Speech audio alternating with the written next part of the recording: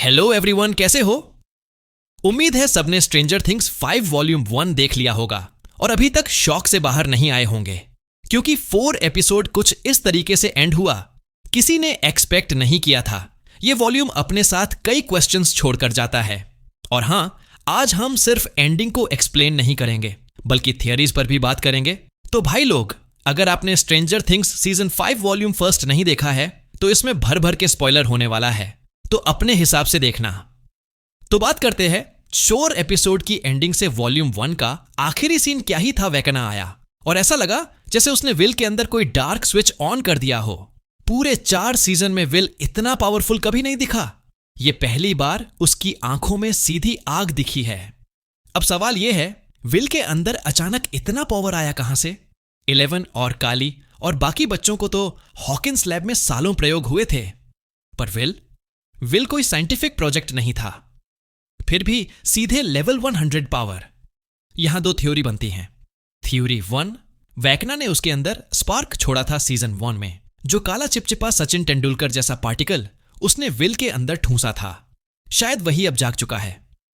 वैकना जब वापस आता है, वो उसी सीड को एक्टिव करता है। मतलब विल के अंदर असली पावर हमेशा वैकना की ही थी, बस टाइमिंग का इंतजार हो रहा था। थ्योरी 2, विल खुद वैकना से भी बड़ा बन सकता है। यह तो हमने देखा ही है, विल जब भी माइंड फ्लेयर या वैकना से जुड़ता है, उसके अंदर कुछ रेजोनेट होता है।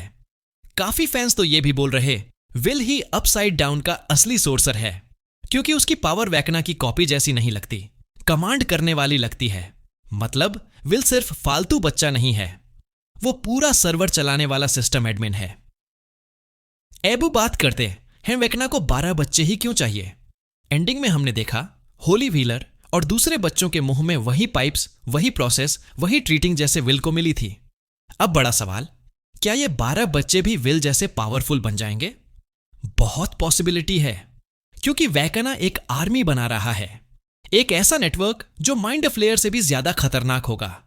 तो वैकना अपने लिए 12 डिसाइपल बना रहा है, जो दुनिया को रिब्यूट करने में उसका साथ देंगे। वो साफ बोल चुका है, मुझे इस दुनिया को फिर से लिखना है। अब बात करते हैं कि वैकना ने विल को क्यों छोड़ा। एक कारण यह भी हो सकता है, विल बड़ा हो चुका है और बच्चों के मुकाबले अब उसे रीप्रोग्राम करना मुश्किल है, क्योंकि बच्चों के दिमाग में नई चीजें डालना आसान होता है। विल की अपनी अलग सोच बन चुकी है। दूसरा कारण यह भी हो सकता है, वैकना ने विल में कुछ ऐसा देखा है जो बाकी 12 बच्चों में नहीं है। शायद वो विल को अपना अल्टीमेट वेपन बनाना चाहता है, न कि सिर्फ एक सिपाही। उसके लिए विल को आजाद छोड़ना जरूरी है, ताकि वो खुद अपने इमोशंस से टूटे, लोगों की मौतें देखे और फिर वैकना के पास वापस जाए। एंड बात करते हैं, क्या विल 11 से भी ज्यादा पावरफुल है? मेरी राय तो अब हां।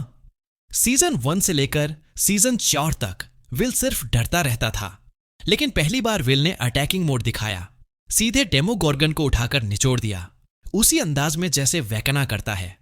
मतलब विल की पावर 11 टाइप नहीं है, बल्कि वैकना लेवल है, और यह बात आगे जाकर बहुत मायने रखती है। अब बात करते हैं नेक्स्ट पॉइंट कि तो काली मतलब 008 की री एंट्री ने पूरी कहानी उलट दी।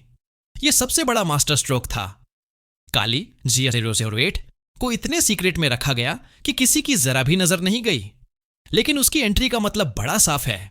11 और काली वैकना से साथ में लड़ेगी, क्योंकि काली के पास इल्यूजन और माइंड डिसेप्शन की पावर है, और 11 के पास ब्रूट फोर्स, टेलीकिनेसिस और रॉ पावर है। बात करते हैं कि विल को अगर वैकना करप्ट कर लेता है, तो फिर 2 टीम बनेगी। पहली 11 काली मैक्स वर्सेस वैकना। विल 12 किड्स आर्मी होगी, पावरफुल बैटल देखने को मिलेगा। स्ट्रेंजर थिंग्स का सबसे बड़ा, सबसे इमोशनल, सबसे क्रूर टकराव। ये फाइनल वॉर की तरह लगेगा। अब बात करते मैक्स की वापसी और उसका सीक्रेट मिशन।